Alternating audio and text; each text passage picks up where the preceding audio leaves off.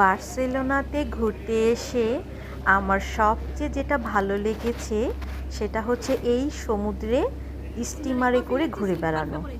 আমি তাকে বললাম আমাকে ১ কাপ কফি দিন, আমি তাকে ৫টা ইউরো দিলাম। তো আমি বেশি স্প্যানিশ বলতে পারি না, ভাঙা ভাঙা স্প্যানিশে বললাম যে আমাকে একটু দুধ কফি দিন এবং সাথে অবশ্যই আমাকে চিনি দেবেন। তো আমার জন্য কফি আর আমার মেয়ের জন্য একটি আইসক্রিম নিলাম। তো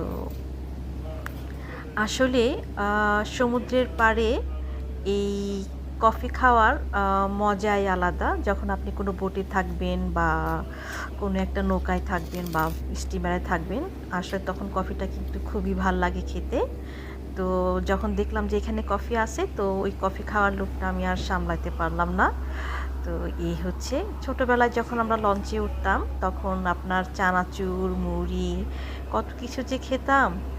আসলে এখন তো আর সেই লঞ্চের যুগ নেই। অনেক দিন পরে এই বার্সেলোনাতে এসে এই স্টিমারে চড়ে আমার সেই ছোটোবেলার কথাটা মনে পড়ে গেল। তো তোমরা কারা কারা লঞ্চে উঠতে ছোটোবেলায় আমাকে জানাবে। আর এখন তো নিউ জেনারেশন, এখনকার মানুষ তো আর লঞ্চে চড়ে না। তো এখন তো বাস, ট্রেন এগুলা সব আমাদের বাংলাদেশেও চলে এসেছে। তো এই তো অবশেষে আমার কফিটা চলে আসলো। তো বার্সেলোনার কফিটা কিন্তু খুবই ভালো, বিশেষ করে দুধ কফিটা।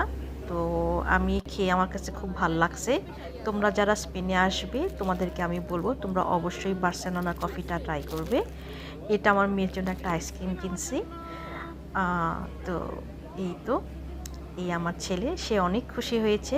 সমুদ্রের জলগুলা একদম নীল ছিল, কারণ রৌদ্রোজ্জ্বল একটি দিন, রৌদ্রের দিনে তোমার স্টিমারে করে ঘোরার মজাটাই আলাদা।